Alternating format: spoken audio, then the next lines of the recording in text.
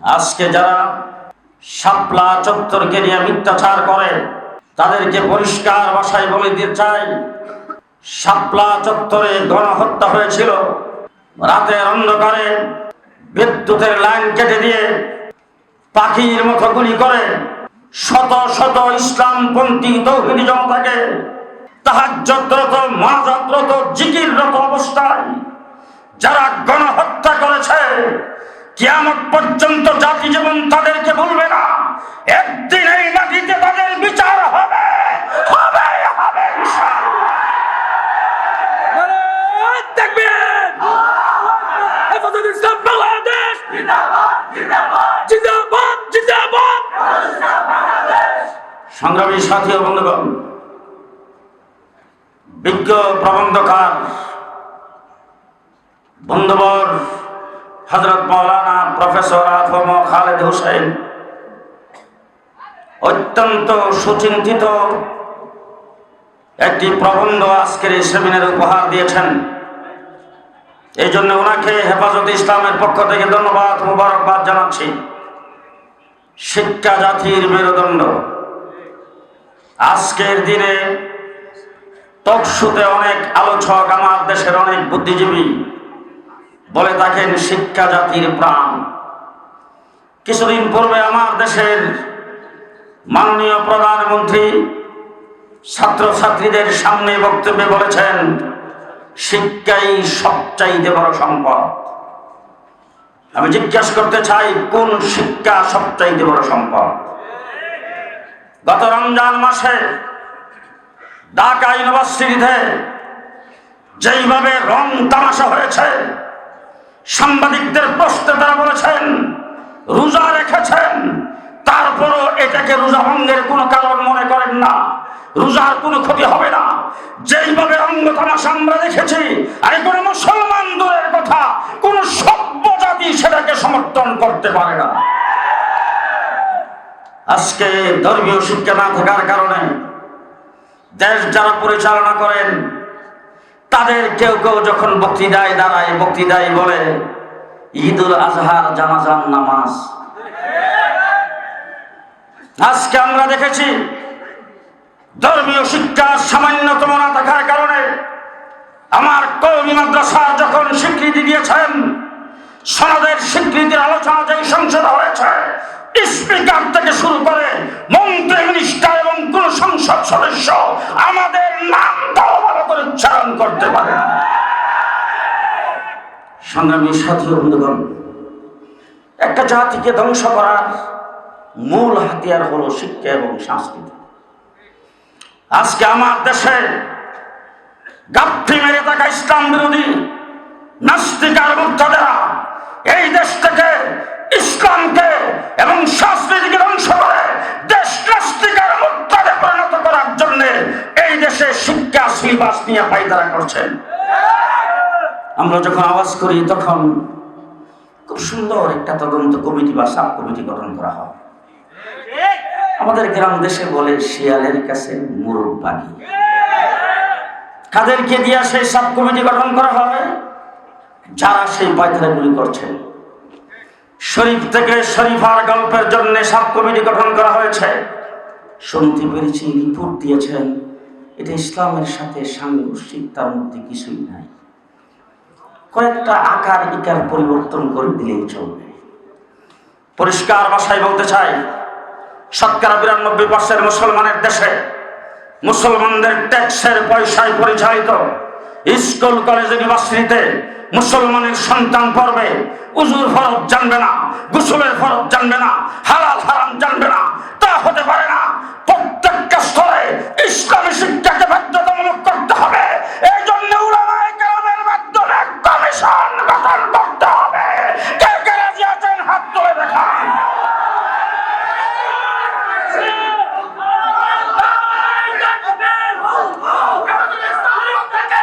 শেষ কথা বলতে চাই,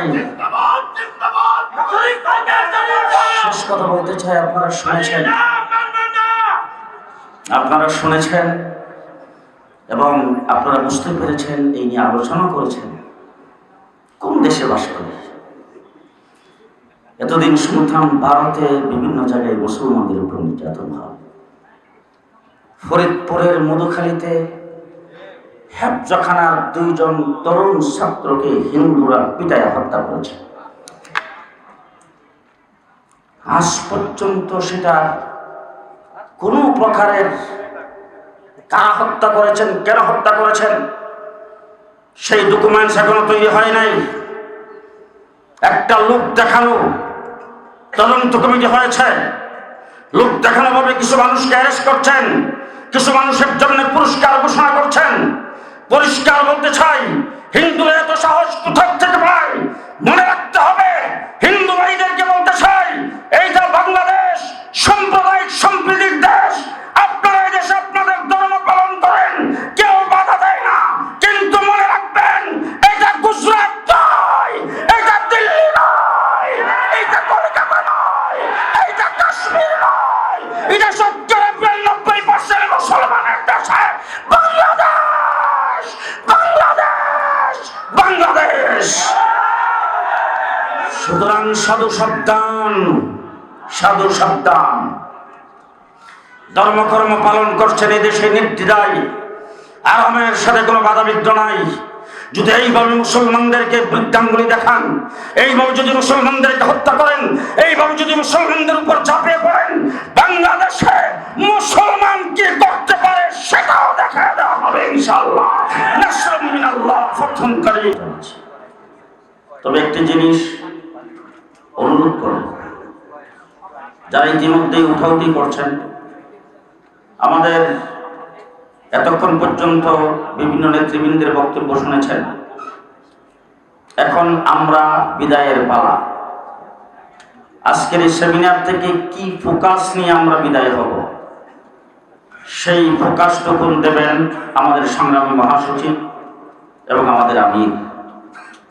আমি সকলকে অনুরোধ করব, যে যেখানে বসা আছি, দাঁড়ানো আছি, এইভাবেই থাকবো, কেউ ছুটাছুটি করব না। মেহেরবানি করে আপনাদেরকে করজোর অনুরোধ করছি, আপনারা যারা ইতিমধ্যে যাওয়ার জন্য যারা ইচ্ছা পোষণ করতেছেন, একটু মেহেরবানি করে থামেন। অল্প সময়ের ভিতরে সেমিনার শেষ হবে, আমরা সকলেই এখান থেকে একসাথে বিদায় হব।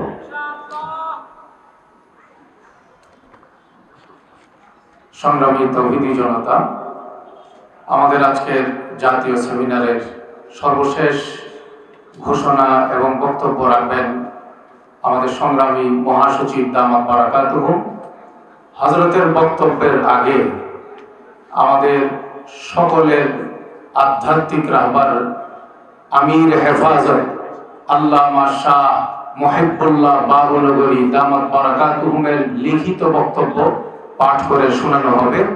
এখন হযরতের লিখিত বক্তব্য পাঠ করে শোনাবেন হেফাজতে ইসলাম বাংলাদেশের যুগ্ম মহাসচিব হযরত মাওলানা আজিজুল হক ইসলামাবাদী।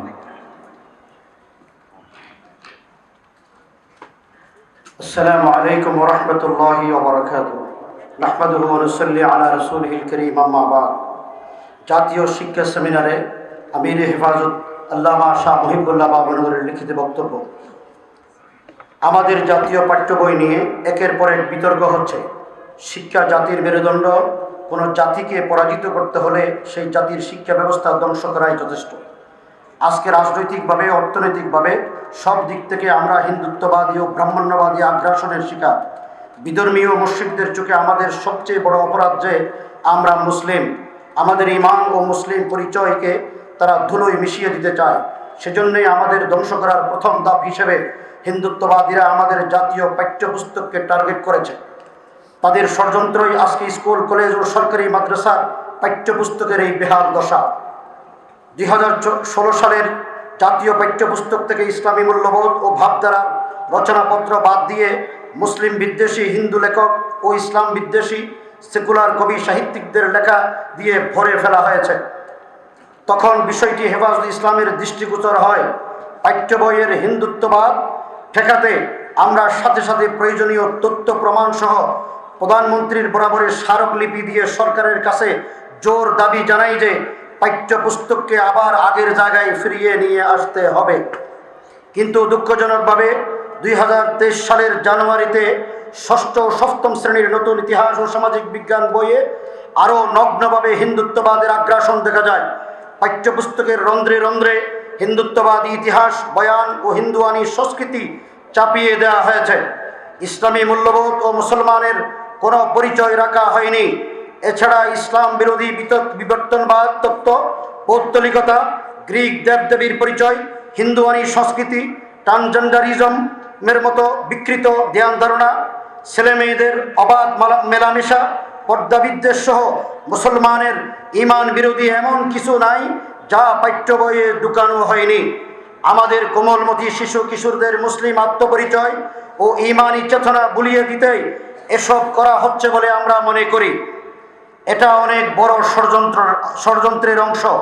কারাবন্দী প্রতিবাদী আলেমদের অনুপস্থিতিতে এসব ঘটানোর দুঃসাহস করেছে ইসলাম বিরোধী অপশক্তি। আমাদের নেতৃবৃন্দকে জেলে ঢুকিয়ে তারা ভেবেছিল এদেশের আলেম ওলামাদেরকে স্তব্ধ করা গেছে। এটা কখনো সম্ভব নয়। আমরা সবর করেছি। আমাদের সবর করার মানে এই নয় যে আমরা চুপ হয়ে গিয়েছি কিংবা পরাজিত হয়েছি। আমাদের সবর বরং আরো দ্বিগুণ শক্তি সঞ্চয়ের সুপ্ত বারদে পরিণত হয়েছে। কাউকে ক্ষমতা থেকে নামানো বা কাউকে ক্ষমতায় বসানো আমাদের কাজ নয়। এদেশের মুসলমানদের ঈমান, আকীদা ও ইসলামী মূল্যবোধ সংরক্ষণ এবং দাওয়াতি কাজই হেফাজতে ইসলামের মূল উদ্দেশ্য। সুতরাং আমরা সরকারকে সতর্ক করে বলতে চাই যে ক্ষমতায় থাকার লোভে হিন্দুত্ববাদীদের ষড়যন্ত্রের খেলায় দেশকে ঠেলে দিবেন না। এটা 90% মুসলমানের দেশ বাংলাদেশ। সংখ্যাগরিষ্ঠদের ধর্মীয় চেতনা, সংস্কৃতি ও স্বার্থকে ক্ষতিগ্রস্ত করে ক্ষমতা চিরস্থায়ী করা সম্ভব নয়। পাঠ্যপুস্তকের হিন্দুত্ববাদ ঠেকাতে আমরা উলামায়ে কেরাম ঐক্যবদ্ধ আছি। জাতীয় শিক্ষাক্রম ও পাঠ্যপুস্তক বোর্ডে যারা ষড়যন্ত্রকারী এবং তাদের যারা সহযোগী হয়ে কাজ করেছে তাদের অবিলম্বে চিহ্নিত করুন। তাদেরকে পাঠ্যপুস্তক প্রণয়ন কমিটি থেকে বহিষ্কার করে দেশপ্রেমিক ও ইসলামী মূল্যবোধ সম্পন্ন দক্ষ ব্যক্তিদের নিয়োগ দান করুন। সেই সাথে নির্ভরযোগ্য বিজ্ঞ আলেমদের পরামর্শের আলোকে পাঠ্য বইয়ের নতুন সংস্কার ব্যবস্থা করার জন্য মাননীয় প্রধানমন্ত্রীর নিকট জোর দাবি জানাচ্ছি। দেশের সচেতন অভিভাবকদের প্রতি আমাদের আহ্বান, আপনারা আরো সরব হন। ধর্মপ্রাণ মুসলিম হিসেবে আপনাদের সন্তানদের গড়ে তুলতে হলে এই বর্তমান বিতর্কিত পাঠ্যপুস্তক প্রত্যাখ্যানের বিকল্প কোনো ব্যবস্থা নেই। ইসলাম বিরোধী হিন্দুত্ববাদী পাঠ্য বই প্রত্যাখ্যান করুন। স্কুলে আপনার সন্তানদের কি শেখানো হচ্ছে তা জনসম্মুখে তুলে ধরুন। আমাদের জাতীয় পাঠ্যপুস্তক আজ হিন্দুত্ববাদের কবলে পড়েছে।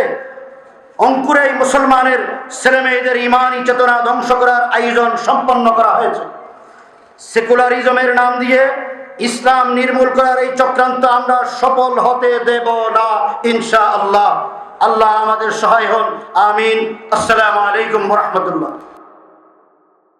ঘণ্টা যারা পরিশ্রম করেছেন, বিভিন্ন দোয়ারে যারা দৌড়াদৌড়ি করেছেন, কোথায় গেলে মুক্তি হবে, কার কাছে গেলে মুক্তি হবে, কিভাবে মুক্ত করা যায়, সেই ফিকির নিয়ে যারা 24 ঘন্টা ঘুরতেন, তাদের মধ্যে আমাদের সংগ্রামী মহাসচিব হযরত মাওলানা শেখ সাজিদুর রহমান, অধ্যক্ষ মিজানুর রহমান দেওয়ানার হযরত এবং আমাদের বিভাগের মহাসচিব হযরত মাওলানা মাহফুজুল হক অন্যতম, অন্যরাও তাদের সাথে চেষ্টা করেছেন, তারাও ছিলেন। এখন আমাদের সামনে আজকের এই সেমিনারের মূল বক্তব্য পাঠ করবেন, দিক নির্দেশনামূলক আলোচনা করবেন মহাসচিব, এই জাতির রাহবর, শাইখুল হাদিস, শাইখুত তাফসীর হযরতুল আল্লাম শেখ সাজিদুর রহমান। হযরতুল আল্লাম শেখ সাজিদুর রহমান এখন আপনাদের সামনে বক্তব্য রাখবেন।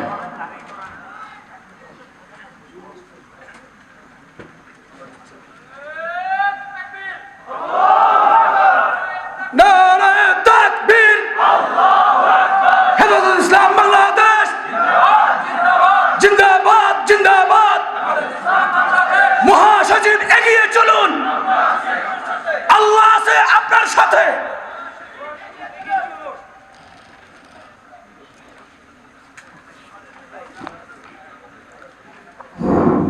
বিসমিল্লাহির রহমানির রহিম। আলহামদুলিল্লাহ ওয়াসসালাতু ওয়াসসালামু আলা ইবাদিহিল্লাযীনা ইসতাফা, আম্মা বা'দ। আজকের জাতীয় শিক্ষা সেমিনারে প্রথমে স্মরণ করছি এবং দোয়া করতেছি হেফাজতে ইসলামের প্রতিষ্ঠাতা আমির শাইখুল ইসলাম আল্লামা আহমদ শফি রহমতুল্লাহ আলাইকে, হযরত মাওলানা জুনায়েদ বাবনগরী রহমতুল্লাহ আলাই, আল্লামা শেখুল হাদিস আইজুল হক রহমতুল্লাহ আলাই, মুফতি ফজলুল হক আমিনী রহমতুল্লাহ আলাই, আল্লামা নূর হোসেন কাসিমি রহমতুল্লাহ আলাই, মুফতি মোহাম্মদ ওয়াক্কাস রাহিমাহুল্লাহ, হযরত মাওলানা ইয়াহিয়া সাহেব রাহিমাহুল্লাহ, নুরুল ইসলাম জিহাদি রাহিমাহুল্লাহ। আল্লাহ তাআলা সবাইকে আরো যারা দুনিয়া থেকে চলে গেছেন হেফাজতের নেতৃবৃন্দের মধ্যে এবং ইসলামের খেদমত করে সকলকে আল্লাহ জান্নাতুল ফেরদাউস নসিব করুন। আজকে জাতীয় শিক্ষা সেমিনারের ঘোষণা। 1 নম্বর, ইসলামী শিক্ষা বিষয় প্রাক প্রাথমিক থেকে দ্বাদশ শ্রেণী পর্যন্ত সকল শাখায় আবশ্যক বিষয়ের অন্তর্ভুক্ত করতে হবে। প্রাক প্রাথমিক থেকে দ্বাদশ শ্রেণী পর্যন্ত ইসলামী শিক্ষাকে বাধ্যতামূলক করতে হবে। 2 নম্বর, দশম, একাদশ ও দ্বাদশ শ্রেণীর সামষ্টিক মূল্যায়ন তথা বোর্ড পরীক্ষায় ইসলামী শিক্ষা বিষয় পুনর্বহাল করতে হবে। অর্থাৎ বাধ্যতামূলকভাবে ইসলামী বিষয়গুলো বোর্ড পরীক্ষায় দিতে হবে। 3 নম্বর, বিতর্কিত ও প্রত্যাখ্যাত কোরআন বিরোধী, বিবর্তনবাদ ও ট্রান্সজেন্ডার সহ ইসলাম বিরোধী সকল পাঠ্য রচনা সিলেবাস থেকে অপসারণ করতে হবে। 4 নম্বর, আরব দেশগুলোর শ্রমবাজারে প্রতিযোগিতায় এগিয়ে থাকার জন্য আরবি ভাষার পাঠদান সর্বস্তরে বাধ্যতামূলক করতে হবে। উল্লেখ্য, ভারতের হিন্দু সম্প্রদায়ের লোকেরাও এই উদ্দেশ্যে আরবি ভাষা শিখে এগিয়ে রয়েছে। 5 নম্বর, জাতীয় শিক্ষাক্রম ও পাঠ্যপুস্তক বোর্ডে ঘাপটি মেরে থাকা ষড়যন্ত্রকারী ও তাদের সহযোগীদের চিহ্নিতকরণ পূর্বক অপসারণ করে দেশপ্রেমিক ও ইসলামী মূল্যবোধ সম্পন্ন ব্যক্তিদের দায়িত্ব প্রদান করতে হবে। 6 নম্বর, ভবিষ্যতে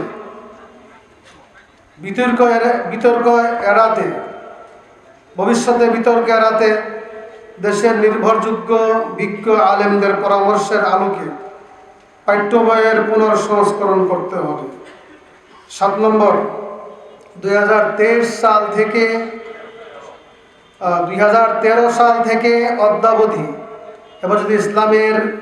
হেফাজতে ইসলাম বাংলাদেশের নেতাকর্মীদের বিরুদ্ধে দায়েরকৃত সকল মিথ্যা মামলা প্রত্যাহার করতে হবে। আমরা সরকারের নীতি নির্ধারক মহলের প্রতি আমাদের প্রস্তাব ও যৌক্তিক দাবিগুলো বাস্তবায়নের আহ্বান জানাই। একই সাথে দেশের জনগণকে ইসলাম বিরোধী ও জাতীয় মূল্যবোধ পরিপন্থী এই শিক্ষা কারিকুলামের বিরুদ্ধে সোচ্চার হওয়ার আহ্বান জানাই। সাথে করে আজকের প্রবন্ধকার আমাদের সকলের প্রিয় ব্যক্তিত্ব ডক্টর আফামা হালের অসুস্থতার পরেও অত্যন্ত সুন্দর মালুমাত এবং তথ্য সহকারে নিবন্ধন পাঠ করেছেন। উনি সবটা পড়েন নাই, আমি সবাইকে পড়ার অনুরোধ জানাবো। অনেক তথ্য এখানে পাওয়া যাবে এবং ওনাকে আমরা হেফাজতে ইসলামের পক্ষ থেকে ধন্যবাদ জানাই। এখান থেকে একটি কথা আমি বলতেছি, পরিসংখ্যান মতে 3 কোটি শিক্ষার্থী বিদ্যালয়ে যায়, এর মধ্যে 50 লাখের মতো মাদ্রাসায় অধ্যয়ন করে, 2.5 কোটি শিক্ষার্থী স্কুল কলেজে পড়ে। তারা এভাবে ইসলামী শিক্ষাবিহীন শিক্ষা গ্রহণ করলে, এভাবে চলতে থাকলে আগামী 20-30 বছরে শিক্ষিত মানুষের মধ্যে ধর্মপরায়ণ মানুষের সংখ্যা আশঙ্কাজনকভাবে কমে যাবে, ধর্মহীনতা বাড়বে, হিন্দুত্ববাদ নাস্তিক্যবাদ বাড়বে। এই জন্য আমরা পরিশেষে সরকারের কাছে দাবি জানাবো